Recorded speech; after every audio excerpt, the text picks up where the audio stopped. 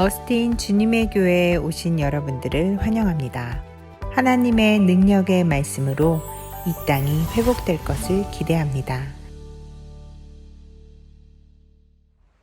네, 매일 말씀 묵상 오늘 우리에게 주시는 하나님 말씀은 사무엘상 2장 말씀입니다. 사무엘상 2장 12절과 18절 말씀을 각각 읽도록 하겠습니다. 12절 그리고 건너뛰어서 18절을 함께 읽겠습니다. 먼저 12절부터 읽을까요? 시작. 엘리의 아들들은 행실이 나빠 여호와를 알지 못하더라. 이어서 18절 읽겠습니다. 시작. 사무엘은 어렸을 때에 세마포 에봇을 입고 여호와 앞에서 섬겼더라. 아멘. 여러분은 취미를 가지고 계십니까? 교인분들을 제가 이렇게 만나보고 교제하다 보면 산악자전거를 타는 취미를 가진 분들도 만나게 되고요. 또 어떤 분은 꽃꽂이를 취미로 하는 성도님들을 만나기도 합니다. 혹은 그림을 배우는 성도님들도 계신 것으로 알고 있습니다. 저는 개인적으로 가지고 있는 취미 하나가 있는데 그게 뭐냐면 카메라로 사진 찍는 취미를 가지고 있습니다. 이 취미는 제가 한국에 살 때부터 가지고 있는 오래된 취미입니다. 그래서 웬만하면 제 차에는 늘 카메라가 한 대 실려 있습니다. 사진 찍는 일이 제 취미이다 보니까 저는 해가 뜰 때와 해가 질 때의 시간을 무척 좋아합니다. 빛이 아주 강하게 내려와서 밖에서 놀고 있는 아이들의 사진을 찍어도 이쁘게 나오고 또 때로는 풍경 사진을 담아도 아름다운 풍광을 담을 수 있기 때문입니다. 그래서 해가 뜨는 시간 또 해가 지는 시간을 사진을 찍는 사람들끼리는 골든타임이다 라고 부릅니다. 다른 분들에게는 그렇게까지 큰 감흥이 없는 해 뜨는 시간이고 해 지는 시간일지 모르겠지만 사진 찍는 사람들에게는 큰 감흥이 있는 시간이 되는 것이죠. 이처럼 같은 장면을 어떤 시각을 가지고 바라보는지는 인생 속에 참 중요합니다. 우리는 하나님을 믿는 하나님의 자녀들입니다. 하나님의 자녀들은 삶을 살아가면서 특별한 시각을 가지고 살 수 있어야 합니다. 이 특별한 시각은 무엇이냐? 바로 말씀의 시각입니다. 말씀이 없이 삶을 바라보는 시각과 말씀을 통해서 삶을 바라보는 시각은 굉장한 차이를 보이게 되지요. 오늘 본문에도 보면 말씀을 통해 찾을 수 있는 악함 그리고 또 말씀을 통해 찾을 수 있는 선함에 관한 이야기가 대비되어서 등장합니다. 인간은 누구나 하나님을 믿던지 믿지 않던지 모두가 다 선한 삶을 살기 원합니다. 나는 악당이 되어 살겠노라 하고 결심하는 사람은 이 세상 속에 없겠죠. 그런데 여기서 우리 믿음의 자녀들은 한 단계 더 앞으로 나아가서 성경이 말하는 선한 삶을 살 수 있어야 합니다. 성경의 눈으로 바라본, 성경의 시각으로 바라본 선한 삶을 살아야 한단 말이죠. 그렇다면 우리가 성경이 말하는 선한 삶은 어떤 삶일까? 그것을 알아보기 이전에 앞서서 성경이 말하는 악한 삶은 어떤 모습인지부터 먼저 살펴보도록 하겠습니다. 오늘 본문에는요, 엘리 제사장의 두 아들에 관한 이야기가 등장하지요. 홈니와 비느하스라고 하는 아들들입니다. 오늘 본문 12절은 이 엘리의 두 아들에 대해서 이렇게 평가합니다. 12절 읽어볼까요? 시작. 엘리의 아들들은 행실이 나빠 여호와를 알지 못하더라. 엘리의 아들들은 행실이 나쁘다. 그들의 삶은 성경의 시각으로 보았을 때 높은 점수를 받지 못하고 있습니다. 악한 삶을 살고 있다라고 평을 받고 있지요. 이런 악평을 받고 있는 이유가 그 뒤 하반절에 나오는데요. 그 이유가 뭐라고 하반절에 말씀합니까? 여호와를 알지 못했다라고 말하죠. 여기서 알지 못하다라는 말씀을 좀 더 원어에 맞게 해석하면 여호와를 인식하지 못하더라라고 해석하는 것이 좀 더 가깝습니다. 즉 엘리의 아들들은 행실이 악한 삶을 살았다. 왜냐하면 그들은 하나님을 인식하지 못하는 삶을 살았기 때문이다 라고 해석이 되는 것이죠. 그렇다면 도대체 이 엘리의 아들들은 어떤 삶을 살았길래 하나님을 인식하지 못하는 삶을 살았다고 성경은 말하는 것일까? 2장 13절과 14절 말씀을 한번 보겠습니다. 13절과 14절 말씀 성경 가지고 계신 분들은 함께 읽어볼까요? 시작. 그 제사장들이 백성에게 행하는 관습은 이러하니 곧 어떤 사람이 제사를 드리고 그 고기를 삶을 때에 제사장의 사환이 손에 세 살 갈고리를 가지고 와서 그것으로 냄비에나 솥에나 큰 솥에나 가마에 찔러 넣어 갈고리에 걸려 나오는 것은 제사장이 자기 것으로 가지되 실로에서 그곳에 온 모든 이스라엘 사람에게 이같이 할 뿐 아니라. 엘리의 아들들은 제사장의 아들이라면 이들도 당연히 제사장들입니다. 제사장들이 제사에 있어서 해야 하는 역할은 백성들이 제사를 올바르게 드리는지 충실하게 드리는지를 도와주고 가르치는 역할을 해야 하는 자들입니다. 그런데 자신들이 도리어 하나님께 드리는 제사의 법도를 어기고 있습니다. 제사장들은 제물로 드린 고기를 먹을 수 있는 부위가 정해져 있었습니다. 레위기 7장을 보면 그 부위가 가슴과 오른쪽 뒷다리를 먹어야 한다라고 분명히 명시가 되어 있습니다. 그러나 홈니와 비느하스는 사환을 시켜서 3살 갈고리를 가지고 냄비나 솥에 있는 고기를 부위에 상관없이 그 갈고리에 걸리는 대로 자신들이 취했습니다. 법에 어긋난 것이죠. 하나님께 드리는 제사에 있어서 하나님의 법을 지키지 않는 것입니다. 성경은 이런 엘리의 아들들을 향해서 행실이 나쁘다고 말하고 있고 좀 더 원어적으로 말하면 무익하다라고 말합니다. 무익하다. 상당히 안 좋은 말이죠. 무익한 자들이란 말입니다. 그런데 여러분, 이와는 반대로 이어지는 18절 말씀을 한번 보시겠습니까? 18절도 함께 읽을까요? 시작!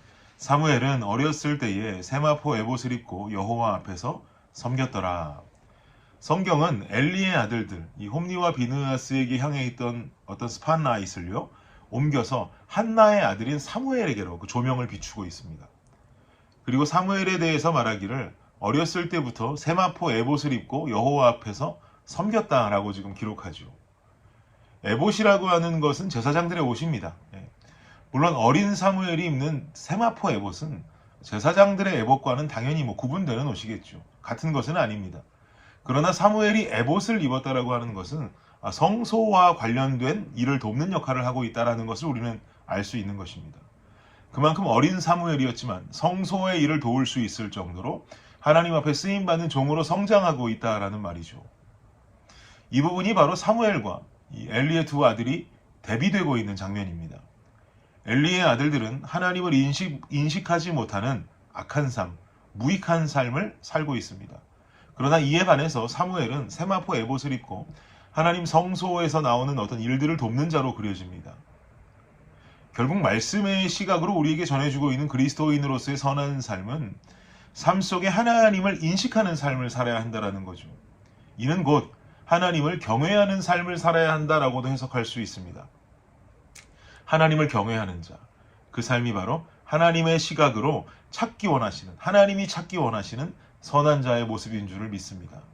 그래서 우리는 늘 삶 속에 주님의 존재를 인식해야 하고요. 하나님을 향한 두려움과 존경심을 가진 삶을 살아가야만 합니다. 엊그제 아이들을 학교에 보내고 남은 아이 2명을 데리고 칙필레라는 곳에 갔습니다. 치킨 햄버거 파는 레스토랑이죠. 대부분의 칙필레에는 그 실내에 아이들이 놀 수 있는 소형 놀이터를 다 구비하고 있습니다. 그래서 저와 아내는 아이들을 실내 놀이터에 넣어두고 그 놀이터 바로 앞에 테이블에 앉아서 이야기를 나누고 있었습니다. 그런데 놀이터에 안에서 놀던 우리 집 넷째 아이가 울면서 나오는 겁니다. 왜 울어라고 물었더니 안에 있는 어떤 오빠가 자기를 자꾸 민답니다. 그래서 제가 말했습니다. 그럴 리가 있니 이라야. 들어가서 다시 놀아. 오빠가 아마도 이라랑 놀고 싶어서 장난친 걸 거야 라고 말했습니다. 그리고는 다시 놀이터 안으로 들여보냈습니다.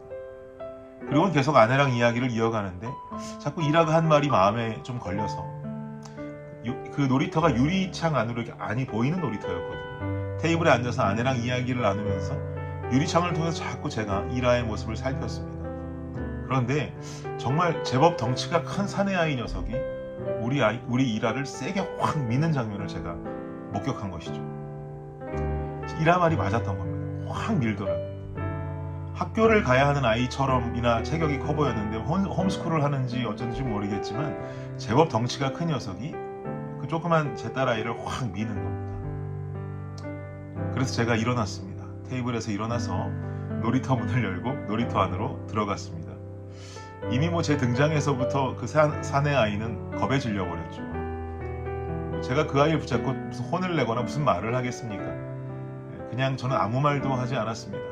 놀이터 안에서 놀고 있는 그 아이들의 모습만 지켜보고 있었는데 제가 아빠인 것을 알아차린 그 사내 아이가 저희 집 딸아이 이라에게 아주 친절하게 대해주면서 언제 밀었냐는 듯이 젠틀한 모습으로 변하더라고요. 그래도 이미 수습을 하기엔 늦어버렸죠. 그 아이들, 그 사내 아이들이 칙필레에서 나갈 때까지 저는 놀이터에 앉아서 우리 아이들을 보호해 주었습니다. 우리는 하나님을 눈으로 볼 수 없는 세상을 살아갑니다. 그리고 그런 하나님을 믿는 신자로 살아가고 있습니다. 신자에게는 두 가지 모습이 나타날 수 있습니다. 엘리의 아들들처럼 보이지 않는 하나님이기 때문에 보이지 않는 하나님을 인식하지 않고 자기 마음대로 살아가는 신앙이, 반면에 사무엘처럼 보이지 않는 하나님이라고 할지라도 그 하나님의 존재를 인식하며 경외심을 가지고 살아가는 신앙이 있는 모습. 중요한 것은 우린 보이지 않는 하나님을 저마다 다른 색깔로 믿으며 살아가지만 결국 그 하나님을 마주할 시간을 남겨두고 있다라고 하는 사실은 동일합니다. 그 하나님 앞에 서는 날, 세상에서 나의 삶이 그분을 인식하지 못하는 무익한 인생을 살았는지, 혹 그분을 경외하며 선한 자의 인생을 살았는지는 주님 앞에 무척이나 중요한 요소가 될 것입니다. 여러분, 어떤 삶을 사시겠습니까? 오늘도 보이지 않는 하나님이라고 무시하는 삶이 아닌 늘 내 안에 계셔서 나와 함께 동행하고 계시는 그 성령 하나님을 인식하고 경외하는 삶을 살아감으로써 하나님께 참 선한 삶을 살았다고 칭찬 들을 수 있는 저와 여러분이 되시기를 예수님의 이름으로 축복합니다. 기도하겠습니다. 하나님 감사합니다. 주님을 경외하는 자, 하나님의 존재를 인식하는 자, 보이지 않는 주님이라 할지라도 그 주님을 인식하고 경외하는 삶을 살아갔던 사무엘의 모습처럼 우리도 오늘의 삶을 동일하게 사무엘과 같이 살아갈 수 있는 영적 열성이 있기를 간절히 원합니다. 주님을 인식하며 하나님 앞에 붙어서 선한 자의 삶을 살아가는 우리가 되게 하여 주옵소서. 예수님 이름으로 기도드립니다. 아멘. 네, 수요일의 기도 제목으로 기도하겠습니다. 첫 번째, 교육부 및 청년 사역을 위해서 기도해 주십시오. 영아, 유아, 초등, 중고등부 교회 학교를 통해 어릴 때부터 복음을 만날 수 있도록, 대학부 청년부 EM 사역을 통해서 영적 부흥이 일어나도록. 두 번째는요, 구역 예배 위해서 기도해 주십시오. 구역장들이 예배를 성령 충만함으로 인도하도록, 구역장들이 섬김을 통해 각 개인이 은혜와 복을 받도록 기도해 주시기 바랍니다. 마지막으로 선교사님들을 위해서 기도하실 때 네팔의 윤성철 선교사님, 터키의 하상욱 선교사님, 캄보디아의 빈태국 선교사님의 사역을 위해서 함께 기도해 주시기를 바랍니다. 기도합니다.